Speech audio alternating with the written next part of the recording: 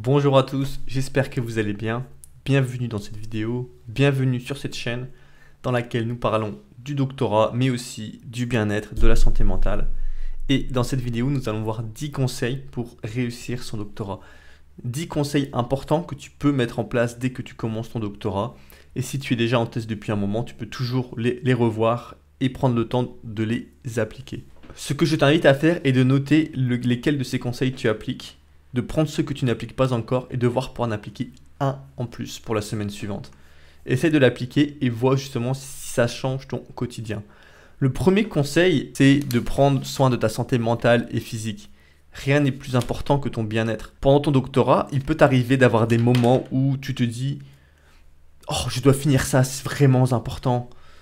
Je dois compléter cette tâche parce que demain j'ai X projet. » Et tu te retrouves très facilement à avoir tâche encore et encore et à faire des centaines de choses et à ne jamais prendre le temps pour toi. Pendant mon parcours doctoral, je voyais beaucoup de doctorants qui devaient avoir leur sport par exemple à 18 h ou qui devaient sortir à 18 h, qui au final décidaient de rester 19, 20, 21 heures à travailler sur leur doctorat pour compléter une chose. Mais il y a toujours quelque chose à compléter pendant la thèse. Comprends cela, il y a toujours des choses à faire en doctorat. Donc mets ta santé mentale en priorité, définis le nombre de fois que tu aimerais faire du sport par semaine. Est-ce que c'est seulement une fois, deux fois, trois fois, quatre fois? Quel type de sport aimerais-tu faire? Tu peux faire un sport de force et faire un sport de cardio et essaye de t'y tenir. Tu te dis ok, j'ai ces trois horaires là et je le fais. Il n'y a pas d'autre raison de ne pas le faire. Bien sûr, il y a des fois où tu auras un empêchement, où tu devras compléter quelque chose. Mais c'est l'exception, pas la règle. Donc aie en tête que la règle est justement de garder tes activités importantes, les activités importantes que tu veux faire pour toi. Le deuxième point est que tu vas progresser régulièrement, même lentement. Chaque petit pas compte sur le long terme.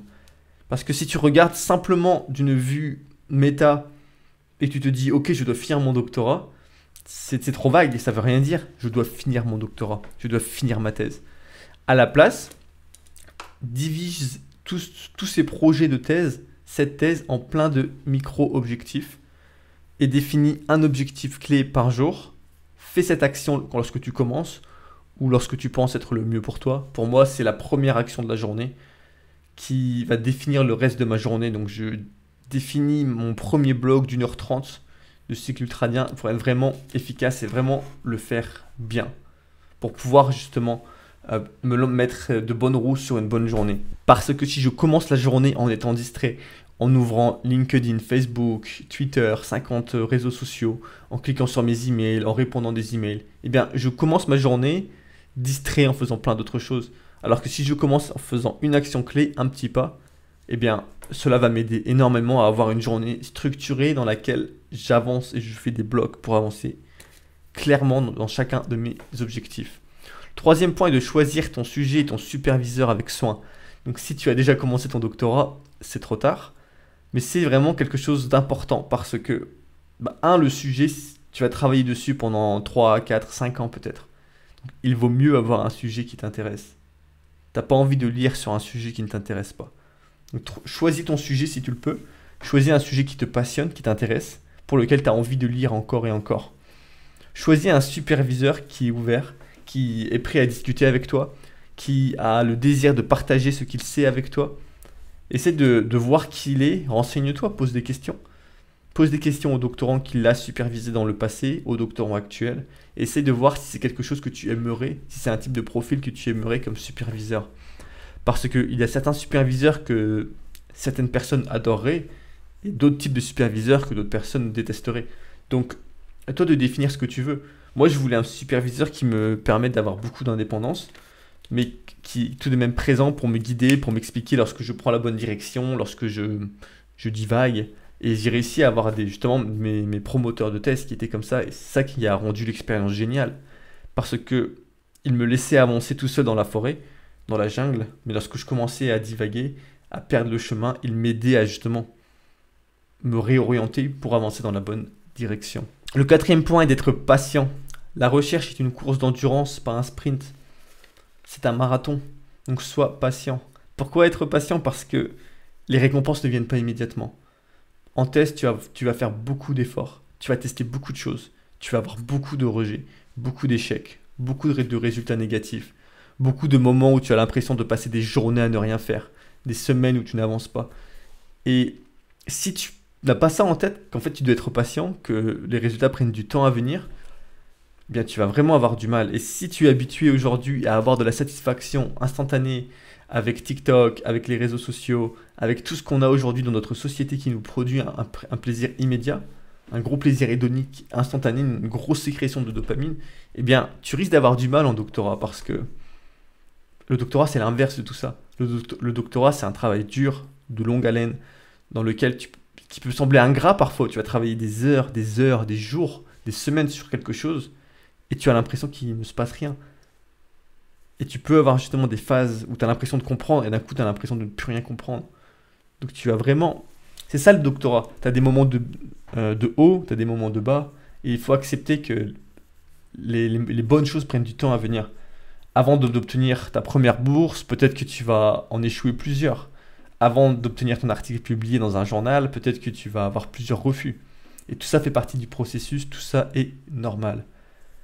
Cinquième point, planifiez votre avenir dès maintenant. Académie, industrie ou autre, prépare ta transition postdoctorale. C'est ce que tu dois faire dès le début de ta thèse. Tu dois savoir pourquoi tu fais un doctorat. Où veux-tu aller dans le futur? Ainsi, tu vas pouvoir planifier pendant ta thèse ce que tu veux faire. Ne va pas juste dans le doctorat en te disant « Oh, c'est la suite de mon master, je fais ça ». Parce que sinon, tu ne vas pas mettre en place les bonnes actions pendant la thèse pour l'après-thèse. Parce qu'une thèse, c'est 3 ans, 5 ans peut-être. Mais ce ne sera pas toute ta vie.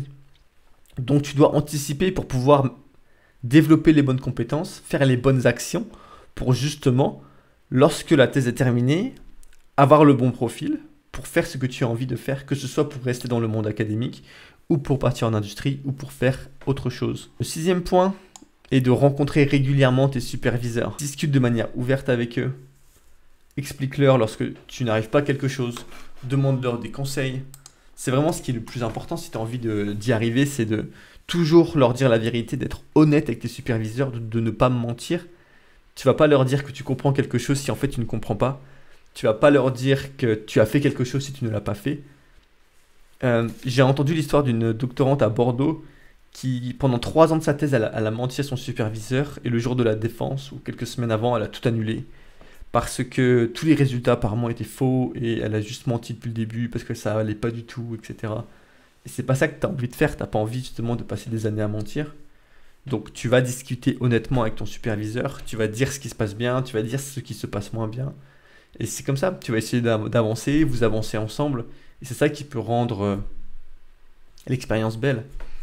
C'est ça qui peut justement permettre quelque chose, d'avoir une belle expérience et d'avoir quelqu'un qui peut t'aider. Parce que si tu dis oui à tout, si tu dis que tu comprends tout, alors que tu ne comprends pas, tu ne pourras pas avancer. Sors de ce syndrome de l'imposteur, comprends que tu es un apprenti, que tu es là pour apprendre, et que apprendre, ça veut dire révéler ses ignorances. Si tu as du mal avec tout ça, je t'invite à aller voir mon blog, Vaillant Doctorant, dans lequel j'ai beaucoup d'articles sur le syndrome de l'imposteur.